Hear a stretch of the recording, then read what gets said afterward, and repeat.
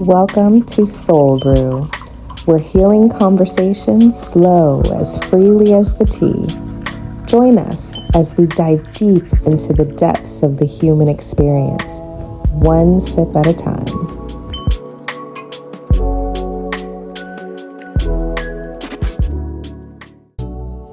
Grab your favorite mug, settle into a cozy spot, and chime in on a conversation that will nourish your soul. Lovely. Hello, everyone.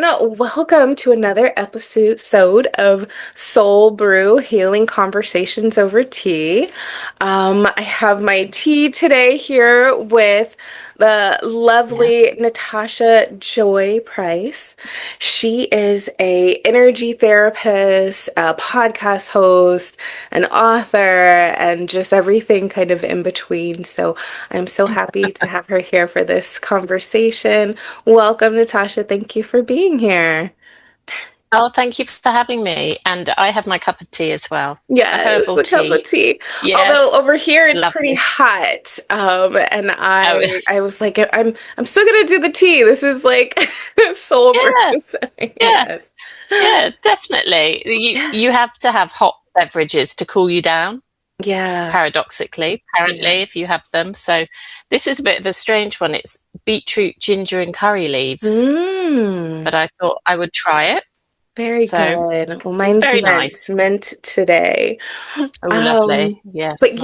yes, to get us started, to kind of introduce people to you, where in the world are you?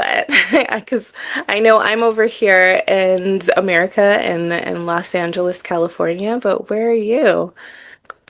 I'm in the UK. I'm Okay. in Suffolk, the Okay. county is, which is about an 2 hours north of London. Yeah. But we're a very, very rural county. Mm. So at the moment, there's just cornfields everywhere. But Nice. I've got open fields front and back. It's very rural, very countryside. Yeah. Did you ever Yeah. live in more of a city and this is you slowing down, or has this always been your home? No, I used to live in London when I was Mhm. younger. But as soon as I had children, I Yeah. sort of felt like I don't want to bring them up in a city. Yeah. So we moved out. And then when I got divorced about 11 years ago, I thought, no, I'm going to go even more rural. Mhm. Go, and that's what I did. So Yeah. yeah, so it's a gradual Yeah. process. Yeah. Yeah. Okay. So being a energy therapist, working with energy, I mean, that's kind of why I asked that is because I feel like there's like this slowdown period that comes with understanding your energy. There's this like sense of stillness that happens. So I could only assume Mm, that that contributed to your move. But tell me more. What yeah. was the call to Yeah, the I'm energy sure. work and how it aligns Uh, with where you live? well, I started the spiritual path, if you like, 23 years ago now. I just had my third child and hottest week of the year, and I had terrible swollen ankles. And Mm, somebody said to me, and at that point, I lived with my husband. He was my third child. I was working very corporate job, a property lawyer, part time, on a very family, based development.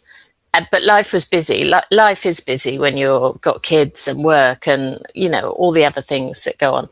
And somebody said to me, why don't you go and have a Reiki? And I had never heard the word before. It wasn't on my radar.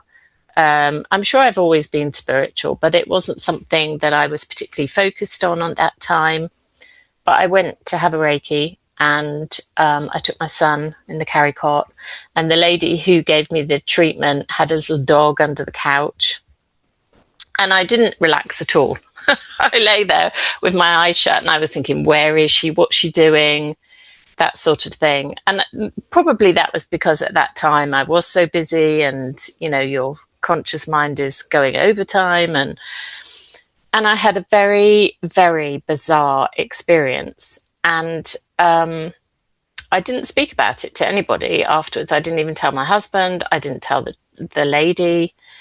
It didn't scare me, but what it did was it just made the walls of my little existence fall down. And I just thought, I became so curious, and I just thought, what is this? Why didn't I know that this existed? What can I use this for? How can I, tell people about this sort of thing?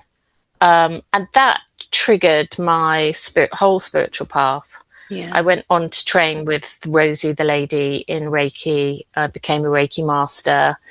And then I trained in all sorts of modalities, not with a view to giving sessions or having a business, just because I was so fascinated. I wanted to understand what this was all about. And then I did theta healing. I also did a master's in parapsychology, just again, very interested. And then I discovered past life regression. And that was, again, a very pivotal moment. And from there, it sort of progressed to future life progression and soul continuum work. And, that has become a lot of my work now. And then along the way, I wrote a couple of books, and I started my podcast, and it slowly grew, and it slowly grew. And I think you're right in that it's probably influenced where I have moved, because although I've up until very recently, it was only last month I retired after 29 years from the corporate.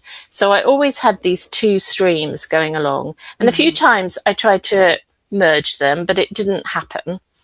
Although there is a lot more, looking at people's mental health and general well-being in law now. So there is a shift towards it, but it just never, what I was doing, my modalities didn't quite work. But what people did say to me is, you're one of the calmest people we've ever met. You sort of make the room calm. Very helpful. And I know, very helpful. And I know that was the energy work. I know that was the Reiki. So I think the experience that I had on the Reiki path and the healing modalities kept me very centered, very balanced, did give me that element of peace, actually. And I think people picked up on that in the corporate world. Yeah. And I think you're right. I need to be, I don't mean I'm unsociable, but sometimes I need to be away from quiet, very busy cities. And yeah. So yeah, I think you're right. It probably influenced it in that way. Definitely. I can definitely relate to that, because I do know it requires a certain sense of stillness to hear your own voice, to listen to your own soul, to allow that to come through. Absolutely. Living in a busy city, being in LA, right next to the airport. Oh, something's clicking up here. Right next to the airport, I feel the pull of wanting to go into the world instead of listening to my inner soul. So Yeah. I know that I require a lot of time to myself. I like being by the beach, or I do my work on my boat. So just sitting on the water and just being able to Lovely. kind of connect before I could do any work. But then it's like you said, there's such an advantage to that stillness, to that calm, because then everyone around me benefits from it. So that ends up absolutely. being beautiful. People pick up on it, even if they don't realize what they're picking up on. But yes, absolutely. And would you mind sharing a little bit about your original experience? Because I know you just said that something happened and it kind of changed the way you look at things in that one session. Yes. Yeah, like I've only really started talking about it recently, but and I've also started calling it like a paranormal experience, which I didn't know what to term it when it first happened at all. But I was having the session, and the room literally filled up, And I call it spirit, but I mean spirits. So they were individuals with faces, and they were like moving around the room, and to the point that one came up to me so close that I sort of actually physically ducked. And Rosie was like, "Are you okay?" And I was like, "Yes."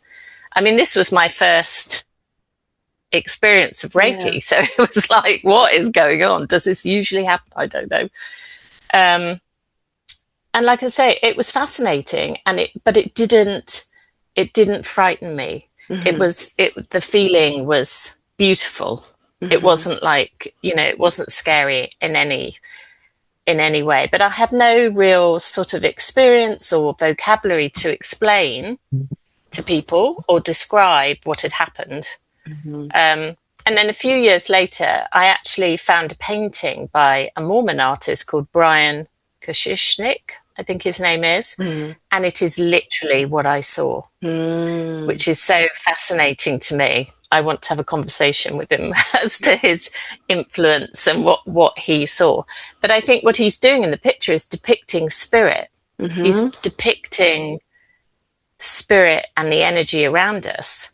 And for that minute, it was a bit like the door opened, and I had a glimpse of something that and I couldn't explain it.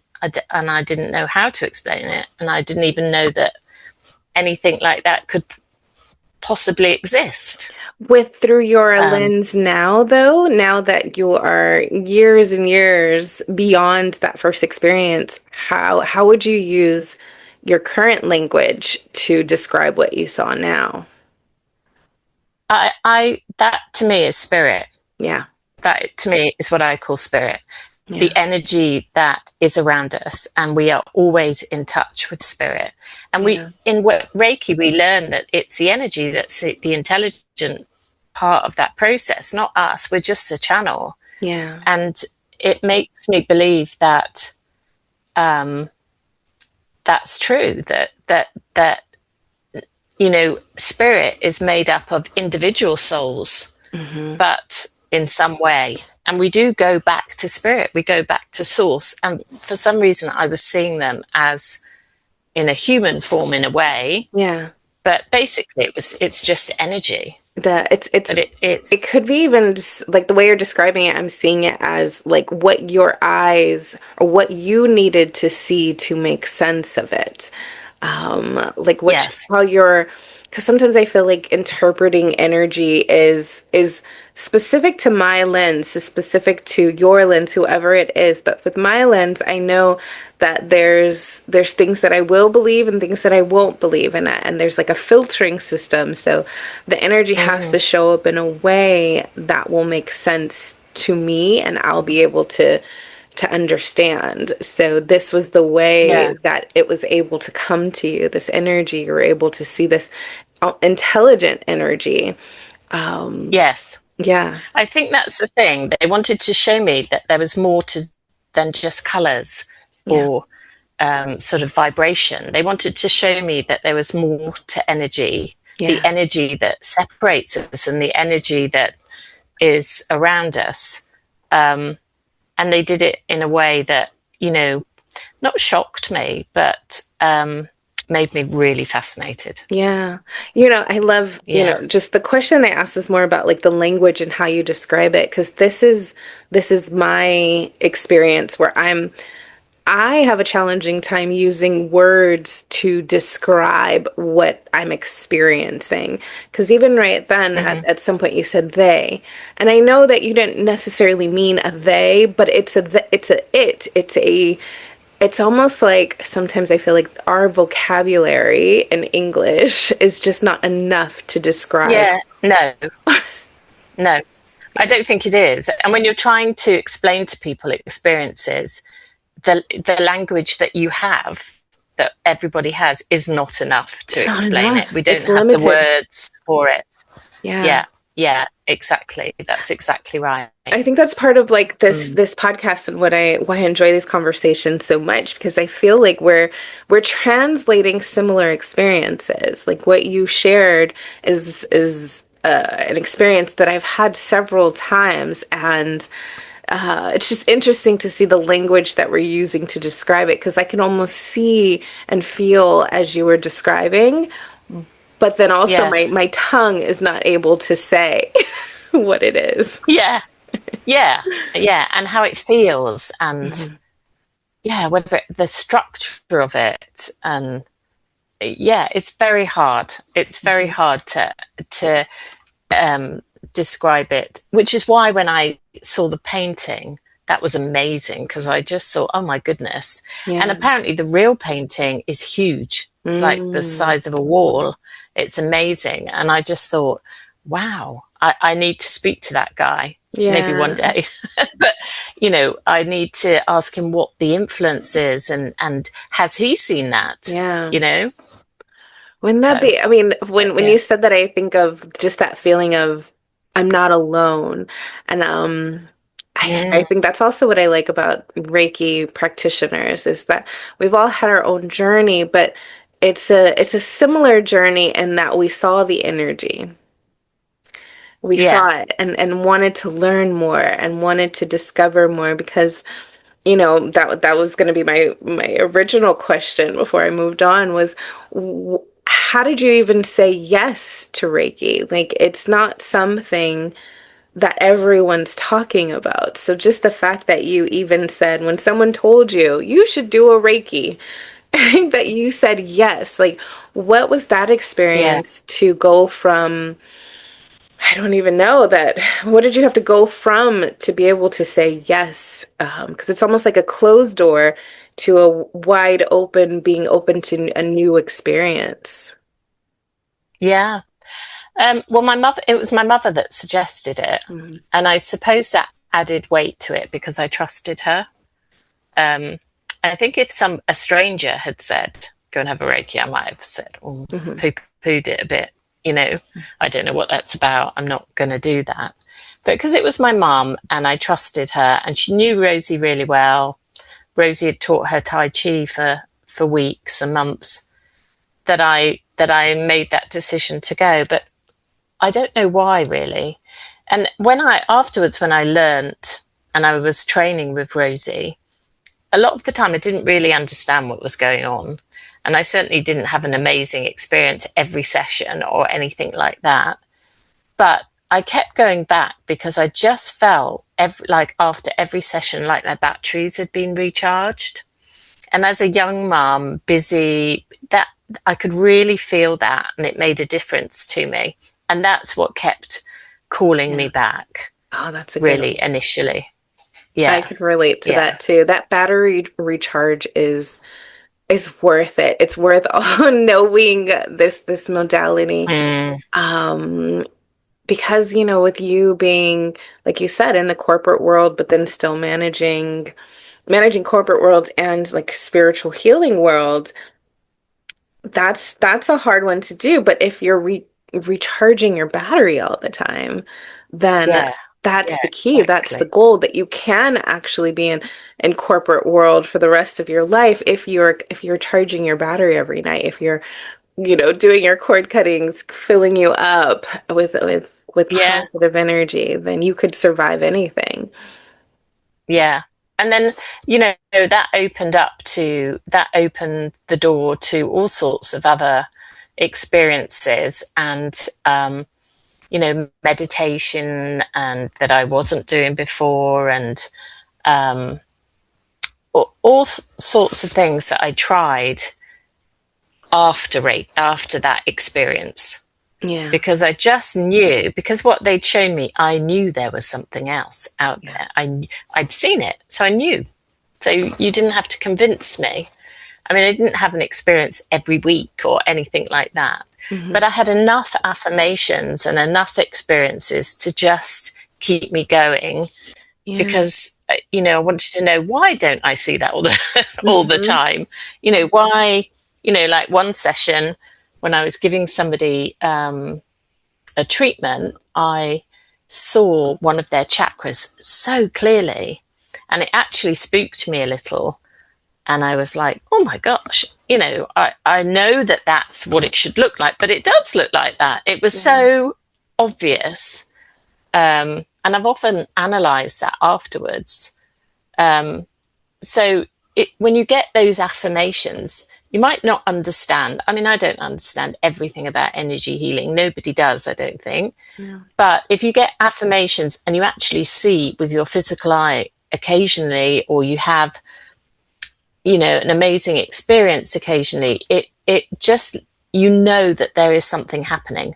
Yeah. Maybe you can't explain it. Maybe you don't see the whole picture, but and nobody could say to me, no, there's nothing happening, because it was my experience. Yeah. And I know what I felt and what I saw and what I experienced. So, maybe people would I did keep quiet about the first one, but that was enough to really just, I know there's something out there that I didn't know before, that we don't see every day, that perhaps we don't, that's around us, but we're not seeing on a regular basis. And I want to know what that's about, sort of thing. It's like learning So a that new kept language. me. Yeah. Yeah. It's like learning And a I felt very non-verbal privileged. language. Mm-hmm. Yes. And I felt very privileged when those affirmations happened, because, I felt like Spirit was saying, no, you're on the right path, keep going. We're going to give you another experience, or, but it did keep me going, because it's just, you want to explore. Mm-hmm. You want to have those experiences and explore them, and, soak up that energy and the knowledge. And absolutely. Yeah. What is your view on kind of dark energies or light energies? Or I don't know the best word for how you'll receive that, but if you know what I'm talking about, the dark, the duality, how do you reconcile or describe or work with that duality? I think in the terms of, if you're working with somebody and you're looking at negative and positive energies, I don't actually think there is negative and positive energies. I think it's our labels, our perspectives. Energy is energy. Mm-hmm. So it's hard, because you've got to, again, it's language, isn't it? Mm-hmm. You've got to be on the same page as the client, but they want to release lower vibrational states of being. It's often termed negative and positive, but I don't think there is. It's just energy. It's just energy. I do think you can pick up other energy from other people, or environments, etc. But I teach my clients about protection and cleaning and clearing their energy. I'm very big on, we need to be cleaning and clearing our energy every day, just like we clean our teeth, and we perhaps take supplements and we exercise. That is one of the factors of overall health, and we should be doing that as well. So maybe you're describing that, instead of thinking of it as dark or negative and positive, dark and light, that it is all energy, and the flow is maybe what we're saying. That exactly. When you're saying to cleanse an energy, it's not to remove of negative energy, it is to create a flow. And I would say that's exactly right. We're not, lots of modalities talk about releasing, don't they? And it's not about releasing it, it's about accepting and then integrating it back into and the minute you do that, then you get the flow. You get the flow. So the minute you get the understanding of where that's come from, or how that came about, or then it starts to flow. Yeah. And I think this actually brings us to both of our fascination with also hypnotherapy and past life regression and things in the mind's part, because hypnotherapy is a lot in the mind and how we see things in perspective. Yeah. So even just a conversation like this, where we're describing where there could be an advantage to seeing the energy as negative and positive to help with the flow. But it's about creating a condition where you can create greater flow. So we can use Yes. words that would say negative and positive, but it's not necessarily true or accurate. But it's what's needed is what we're kind of Yeah. pointing to. Yeah. For people to understand. Hmm. And in past life regression therapy that I do, we transmute the energies. Yeah. So again, it's a similar thing. It's integration. It's Hmm. integrating those energies, those emotional states into the Yeah. whole, basically. Yeah, I've Yeah. learned a lot with hypnotherapy that words carry an energy in itself. So Mm, finding the right words for the clients to help with the release, with the expansion, whatever it is, with the flow that we're describing here is what we're yeah. looking at. And there's one in particular that um, that I'm always looking at, and that is when one says source or spirit or God or higher power, that there it's a word that holds an energy to the individual. So I do find myself Yeah. like asking clients beforehand, their belief systems so that I don't have any energy that stagnates. Because if one has had Yeah. trouble with the word God, maybe not the energy of God, that unconditional love of God, but the word God, that could Mm, be a almost trigger that makes someone close up. yeah. So getting to know someone before a session is also really important. At least that's what I found. Have you also found something similar in your practice? Yeah. Yeah. Absolutely. We talk about what words they were, maybe a wise one Hmm. or Oh, even a wise. relative, but Yeah. yeah, but you or an ancestor, but you're right, if it's got negative connotations for them, then it does, cause contraction, like you say. It causes it, and they just don't take it on board. Yep. I don't think the flow, the Yeah. the flow and the change in their situation isn't as pronounced. Hmm. Um, yeah, if you get the wording wrong, Hmm. definitely. So yeah, we have a good old chat beforehand and about fears as well. And I when I had my first past life regression, I had the usual fears. I thought I could get stuck somewhere, or Mm. could get lost somewhere, or so you have to explain, no, not at all. Oh, that's interesting. And Yours yeah. was getting stuck in the experience. You, you, Yeah, just or just stuck in. I don't know where I was going to get stuck, but just stuck in a different place yeah. almost. And I really dislike the word trance. I don't like that at all. Mm. I say because it makes people think they won't remember. That's another They word. won't have any control. Mhm. And it's no, that's not true at all. It's just a very, very relaxed state, and Yeah, they are in complete control if they want to complete. sit up and go, yeah, don't want to do this anymore, open their eyes, and that's fine. Yes, So but yeah, you're right. The if we language, use trance as seeing those shows where they make you bark like a yes, dog or quack like a chicken, yeah, then yes, you yes, will exactly. you'll have that like I don't Yeah, want to go in trance. That no. Hmm. no, or they have, you can control them Yes, afterwards because you that plant was my words in fear. there. My fear of my Yeah, first yeah, session yeah. was I don't want anybody else to control me because that's even I speak to my story. My God word, anybody that used God in my past was trying to control me. At least that's the belief I had, that they would say, God doesn't want you to do this, God doesn't want you to do that. And that was the Right. way to Yeah, control. So that then became my word. Of anybody that uses that, I'm like, what are you up to? So I had to change yeah, that that belief within me.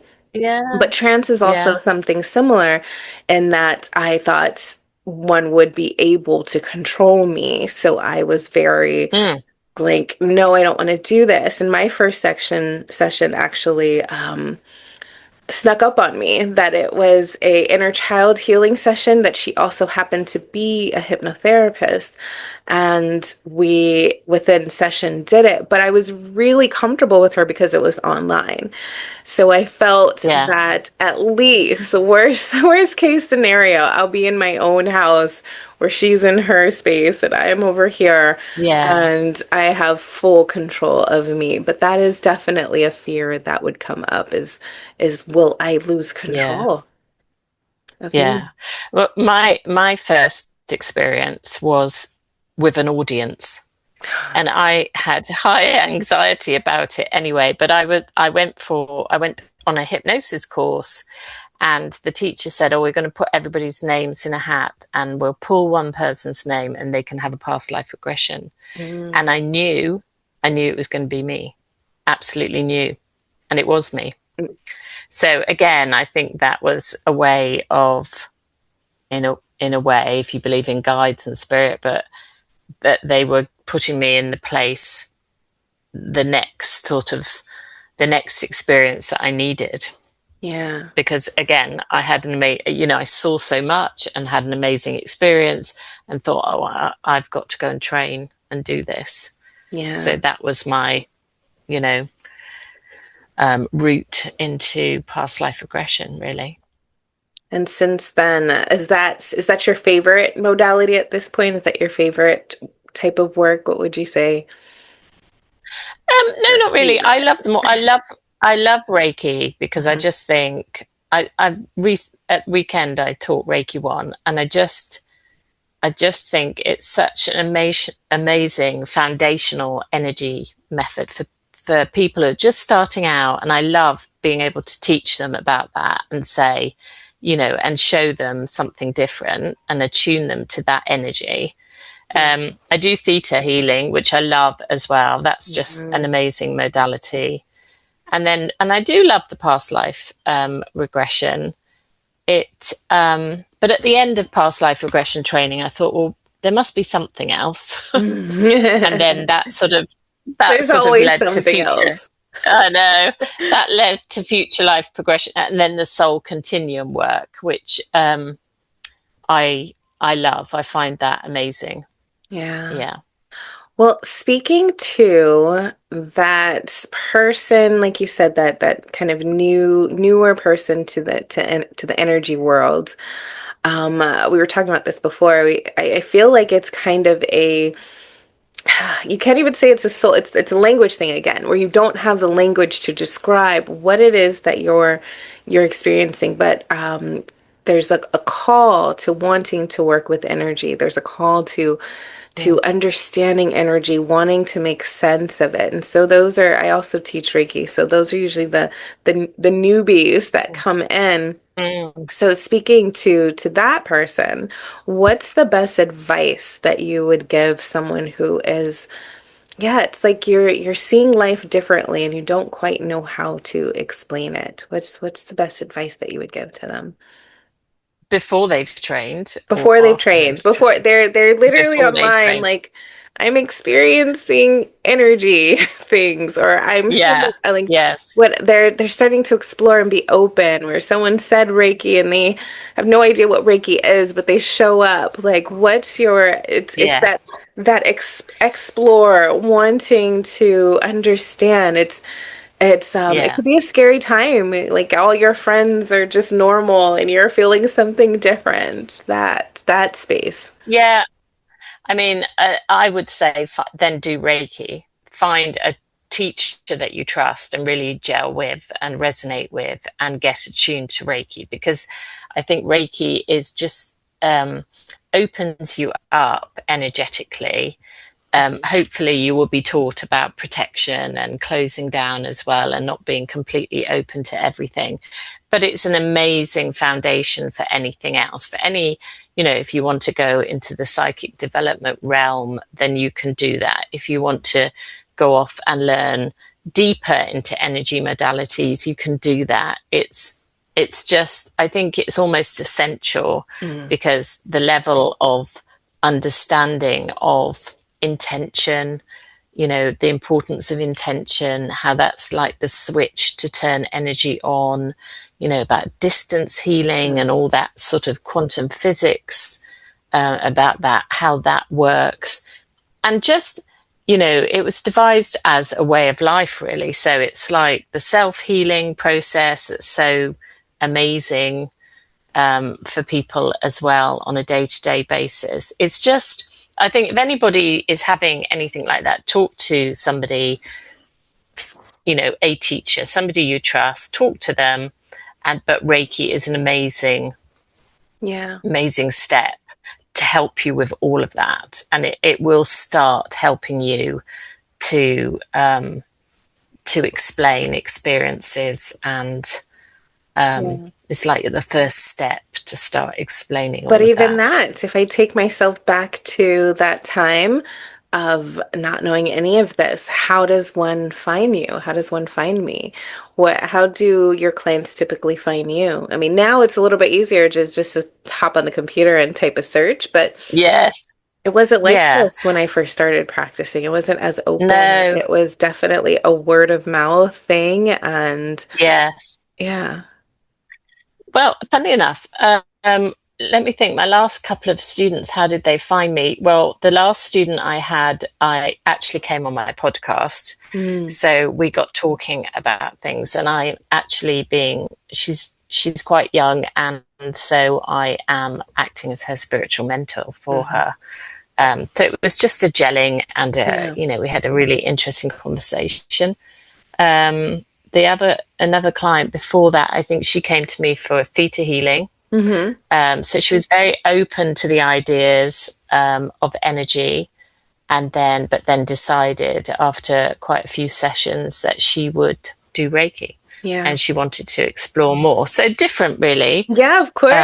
um, different routes, often word of mouth, or often clients that have come to me and then think about it.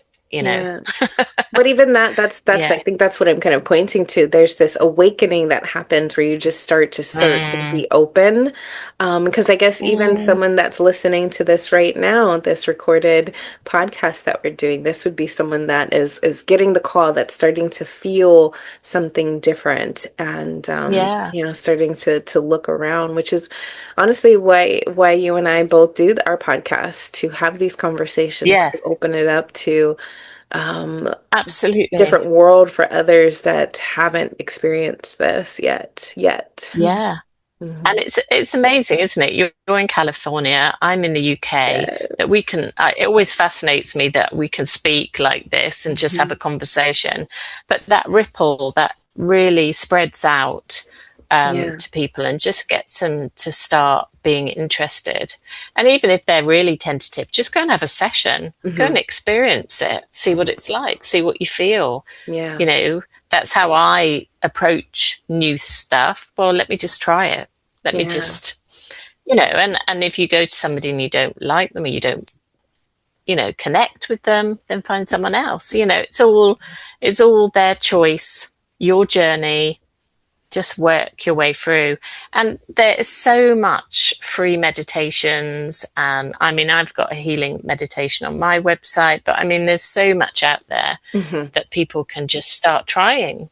Just Yeah. start trying things, basically. Definitely. Yeah. One of my favorite things, I was just thinking about it, about energy in general, is kind of what you were pointing to about we're in two different places of the world, but let's just say, we didn't have the internet. There was a time when the internet was not here, and we're Mm, all experiencing this. We all have access to this energy. We all have access to this flow. We're all kind of experiencing. And what I found with Reiki, with the different energy works, that each modality is almost the culture's explanation of that, what they were feeling, of that energy. So you have Reiki, which is that Japanese interpretation of that energy, figuring out what the symbols are. And it was awakening that happening. But you have like Huna and like the Hawaiian culture. And where does mm. um theta energy, what culture is Theta that? it's an American. It's It's American. devised by Okay. an American lady. Yeah, Yeah. yeah. Yeah. Um, I can't remember her name. Vianna Steibel, her Okay. name is. Really interesting lady. It's an interesting modality, but it's taken me a while because it's almost like it's a cross in a way, because the practitioner goes into a theta healing state. So we slow our brain waves down. And when I was training, I thought, well, how do I know? This is how my mind works. How do I know that what you're teaching me is actually slowing down my brainwaves? Like, I mean, I might feel something, but how do I know that that is It's a good question. what slowing, how do I know? Anyway, a few years ago, there was, I went as a volunteer for a guy called Marcus doing his PhD, and he was doing about meditation. But we all got wired up, with the gel on your head and the cap, and you could see your brainwave states on the computer screen. And so he was talking to me, and I thought, I'm going to go into theta. What I think is You theta, knew. what I've been trained. Yeah. Yeah, I want to see if my brainwaves change on the Mm. screen. So he's talking to me, and he said, what are you doing? And I said, what do you mean? And he said, you've gone into theta state. And Yeah. so that was a massive That's beautiful. affirmation for me. Yeah. Yeah. And I It's what said you to and I him, were well, talking about I initially, can not do on that. this call, but when we first met, it was about how the spiritual world kind of there's a scientific explanation to a lot of this. So, because it's also how my Absolutely. brain goes, where I'm like, well, this all sounds good and dandy, but give me some facts, give me some Mm, information mm, of how I can really believe this. So that actually points to that. I love mm. hearing that.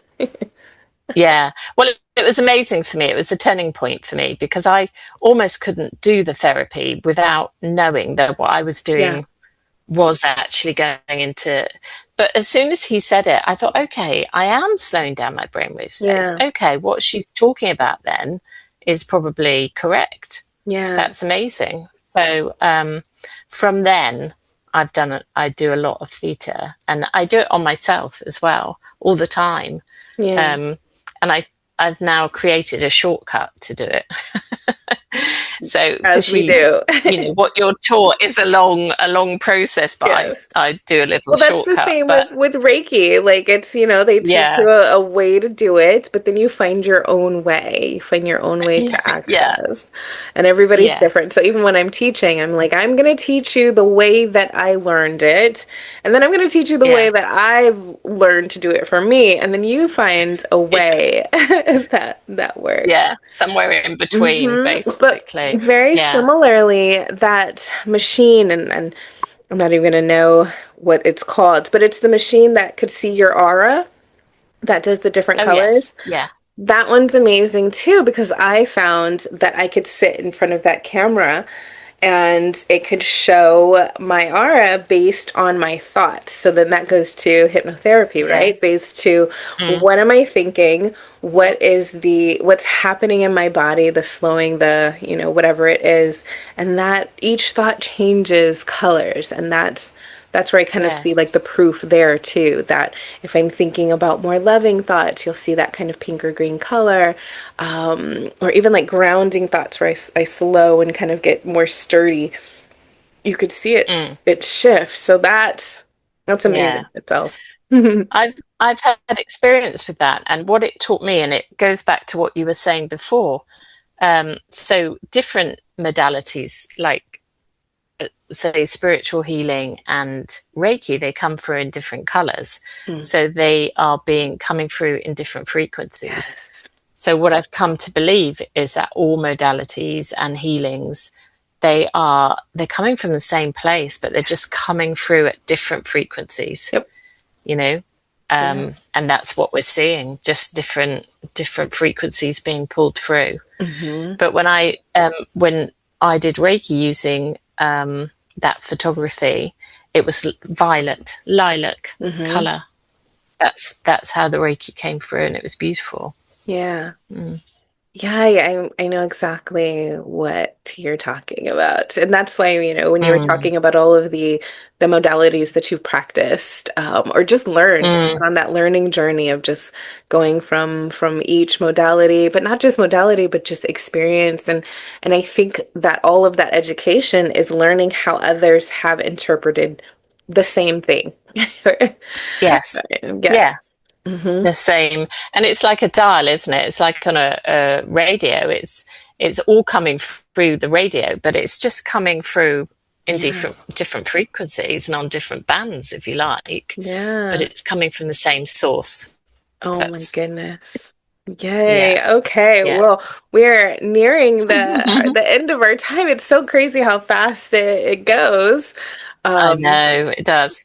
it's one of those just for everyone that's watching this. I don't have a plan for these. I just kind of say, hey, let's show up and see how it goes, which is so beautiful because it just naturally Yeah, it is. evolves, It and is. especially when you get people like me and Natasha in similar fields, the Reiki, we know the hypnotherapy, and just our Mm, dedication to learning is what's coming through here. So, mm, with that said, absolutely. do you want to give at least one last? Let's do the advice one. Do you want to give an advice to anyone that's on this journey that's wanting to learn more? Where would you point them to? Well, they can always contact me. That's Yeah. or anybody that they, a teacher in their area, Yeah. and just talk through. I often say to clients, and I always had this as I was learning, is to have an energy buddy. So Yeah. somebody who is perhaps on the same level, and and we were on WhatsApp, so I'd say, "This has happened. What do you think?" And I and like that. that's really important to have that. Yeah. And we got to the point where I should be like, can you just check in my energy for me? And because I'm Yeah. feeling this. So we ended up, checking in on each other. And I think that's so important. I think because you learn from different people's perspective Yeah. and things. That's like a But find your like you were talking, tribe. yeah, absolutely. But, if people want to start looking at their energy and things like that, you were talking about words before, and because words are energy. So a great way is to just watch what you're saying, Hmm. not swearing, either, because swearing is so contracted swear words, and it's really not a good frequency at all. So just changing that little thing, just Hmm. consciously thinking about it and changing will change your energy. Yeah, and actually just, Being you very, pointed to the swearing, even just starting it, not even changing it, but observing it first, observing when you yeah, do yeah, swear, how the body gets yeah, tense, how you lose your expansion, you yeah, lose the openness. There's something that closes off. yeah, So knowing that that's yeah, happening then could become like, okay, well, how can I change? Yeah, absolutely. And also thoughts. Be very yeah, careful of your thoughts, their energy. So yeah, what makes you spiral downwards? What's that point that just tips you over? What's that scenario going through your head, or just perhaps something somebody says, or maybe even watching the news, yeah, or there'll be something that just tips you, and if you can stop it at that point, even that, see how what a difference it'll make to how you feel, yeah. and how your energy as a whole. Beautiful, beautiful advice. Well, I will make sure I put in the show notes in the description all of your contact information. So if anybody wants to reach Lovely, out to thank you. Natasha, that will be there. But other than that, thank you so much for being here. Thank you for spending your time and Oh, spreading thank your you. love. You are appreciated. Oh no, it's been lovely. Thank you very much for having me. Of course. Thank you for joining us today for a soul nourishing episode of Soul Brew, where healing conversations flow as freely as the tea. I hope you found solace, wisdom, and inspiration in our dialogue. And until next time, take a moment to sip slow, breathe deep, and embrace the healing power of connection. Stay tuned for more heartwarming conversations over tea. And until then, may your cup overflow with peace and serenity. Take care.